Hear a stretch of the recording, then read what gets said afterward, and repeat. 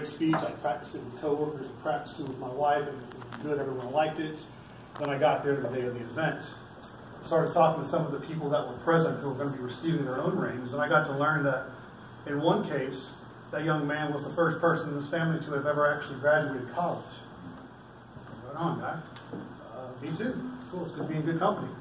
I spoke to another young lady who explained to me that not only was she the first in her family to graduate from college, but she was the first in her family to even go to college.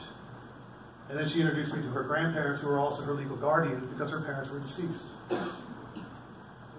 All right, so I'm going to sit down because a closed mouth gathers no foot, and I feel like I already asked too many bad questions. And I overhear a conversation behind me where two parents were talking about somebody's uncle thinking, why is this girl even graduating? You know she's not going to do anything. You know she's not going to amount to much. So in that moment, this whole awesome 3 to 5 minute presentation on accomplishment, how to measure, how to celebrate it, threw it out the window. I want to redo it. Because I realized I'm in a room full of winners. I'm in a room full of people who get it done despite what life has given them. So 20% of the speech that came thereafter was about accomplishment because I felt sort of required to do that. Then I talked about the fact that my class ring was deliberately oversized because it's not just my finger that goes in there. It's going to be my wife's finger. It's going to be professors' fingers who are meaningful and made an impact on my time here. But I was also going to save space for all the naysayers who ever thought I would never amount to anything. Because let's keep in mind, it's been 13 years since I graduated high school. And here I was starting college, and now I was finishing it.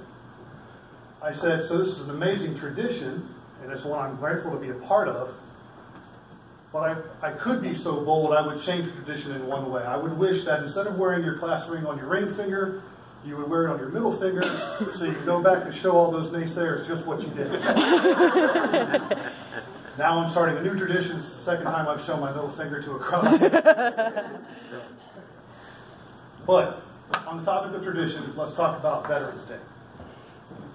I have been asked, surprisingly, and this is not cliche, a couple of times since I got out of the military service in 2004, what's Veterans Day all about? What is a veteran? Who are veterans? How do you appreciate what they do in a way that doesn't alienate them? And there are no shortage of answers of what Veterans Day is all about. But I think the one thing we tend to fail to do is talk about what Veterans Day is not. So, Veterans Day is not Armed Forces Day. Armed Forces Day is a holiday dedicated toward recognizing currently serving active duty military men and women. Okay? Doing it today, 9 to 5. That's what's putting bread on the table. Veterans Day, by contrast, is the day dedicated to recognizing and celebrating people who have served in the armed forces in an active duty capacity, technically for more than 180 days, but I digress. The operative word there is served, past tense. People who have done it. Veterans Day is not Memorial Day.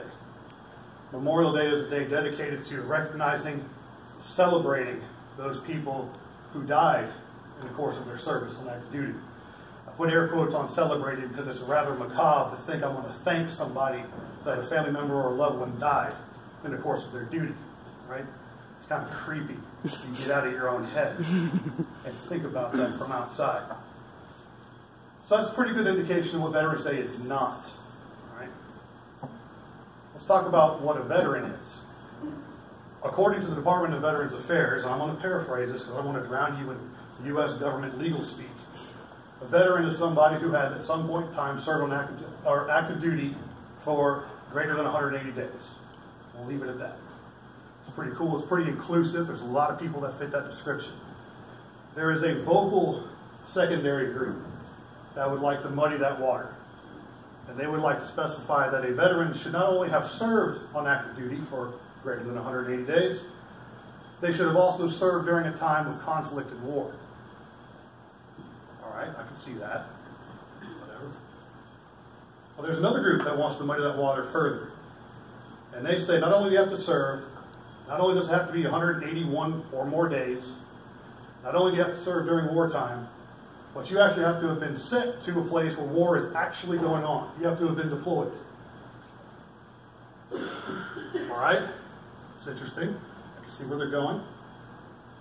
And it terrifies me because we're going to talk about infinite regression. Like, where does this stop? Well, there's another group out there wanting to push a little bit further. And they think that you have to serve for at least 181 days. You have to have served during wartime. You have to have been near the war. More than that, you have to have actually been shot at and returned fire. When does it end? I don't know. For me, if you're a veteran, you serve in active duty, that's enough for me. I prefer the inclusive definition. For the rest of the time I'll speak today, those are the people I'm talking about. Because if you joined the Navy back in '86 and polished anchors for 4 years, you're no less than the bomb disposal technician walking around with money. Okay? You're there. You're good. So, to recap, we've talked about what Veterans Day is not as a means of defining what it is. We've talked about what a veteran is, or what it could be, and I could go on for hours and hours about additional distinctions and differentiations that would just bore us all. But the real meat on the plate is, how do you thank a person? How do you express an appreciation for what they've done? And I will first of all tell you that if you are so motivated and so inclined to walk up to a person and say, thanks for your service, don't. Let me unpack that for you. The Hallmark card would tell you, thanks for your service is all that's required. And I would tell you that has never been the right answer. I would tell you that you need to accept that responsibility of taking a couple extra minutes, take a pause, think about what that sentence actually means, and think about what it's supposed to mean. Okay? So let's dive into it. What is thank you for your service? That is a politically correct, child-friendly, easy-to-digest soundbite that covers up some really harsh and potentially brutal truths. The word service, some people would say, military service. You haven't defined it, thanks for trying. You've simply specified it a little bit further. The word service is just a nice way of saying sacrifice. But again, sacrifice is the same kind of treatment as the word service. It's just one word that may or may not even touch on the right points. If that's as far as you go in thinking about it, spare us that exchange. That sounds kind of savage, I know, but miss me with the lazy attempt to appreciate something you don't really grasp. I'm going to ask you all to put in the effort to actually go into that. What is that sacrifice? Now, I'm not going to be able to give you a definitive answer, because for every veteran, there is a unique sacrifice. But I can touch on the high points. So to help you understand what that sacrifice is all about, let's just start on some of the cleaner, simpler parts of it. A veteran is somebody who has sacrificed time away from family. On the other side of that coin, that is family having lost time with that veteran. Now, what does that time mean? That time is birthdays, that time is anniversaries, that time is major life-stones and mile markers in a person's life. That's a veteran who has been in the deserts of the Middle East while a child is being born. That is a veteran who is deployed to Korea, not even deployed, stationed in Korea, who's missing their teenage daughter's first prom. That is a person who can't be there when a parent passes, because the needs of the Army will generally outweigh the needs of the individual. The needs of the military, the needs of the country preclude some of this opportunity, some of this freedom.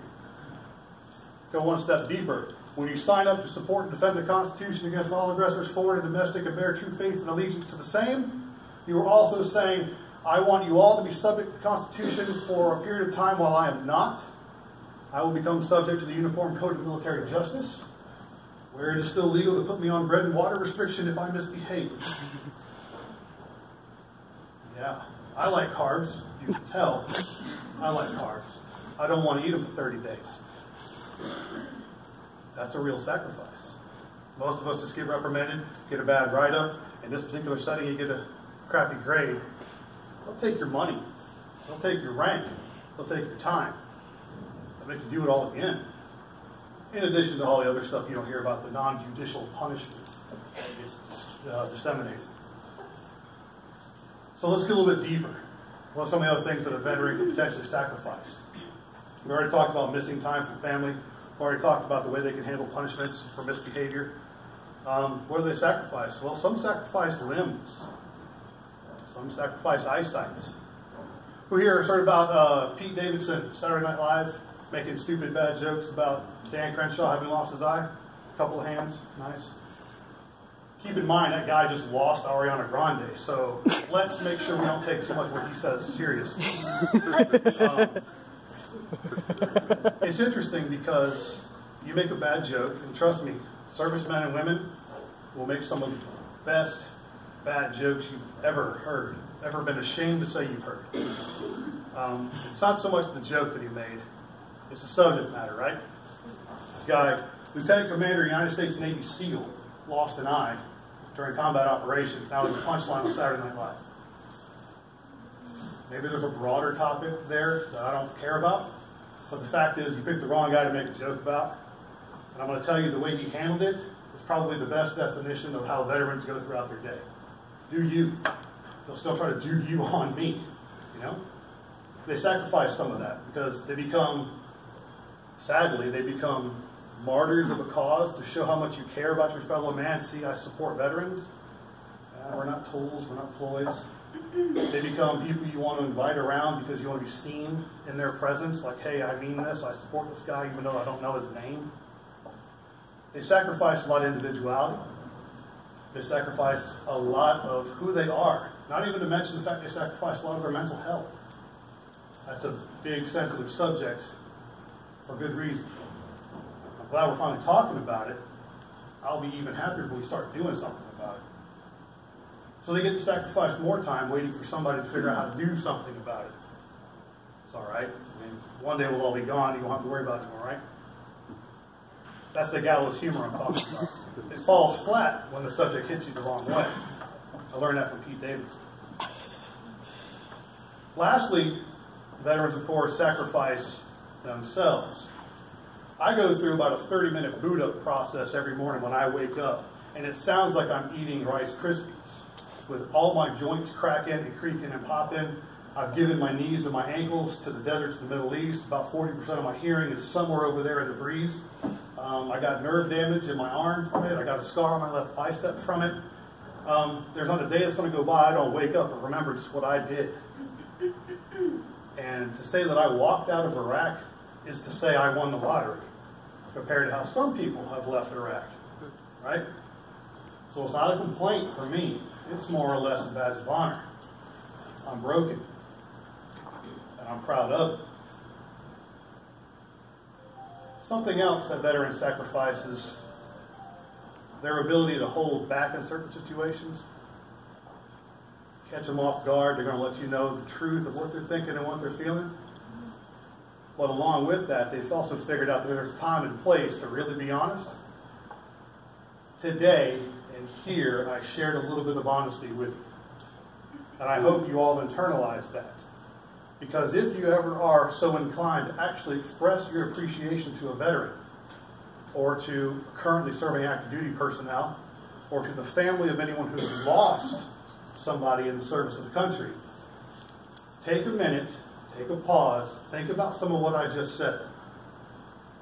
And when you go up to those people or to that person to give your appreciation, if all you can come up with is thanks for your service, I guess that's the best I can ask you to do if you have honestly and earnestly sat down and thought about what I've asked you to think about. I would suggest that you say something a little bit different. Put just 1% more effort into showing that appreciation. Tell them, I recognize, I acknowledge your sacrifice. Tell them that you recognize and acknowledge the sacrifice that others have made on their behalf. And when you say thanks for your service, finish that up with saying, because you know I couldn't have done it without you. Does that make sense? Does that make sense? Okay, good. I was given 3 to 5 minutes to talk. I don't know if I've hit it or exceeded it, but I can keep going. You guys got the message? Think a little bit about what you're saying. Figure it out before you say it.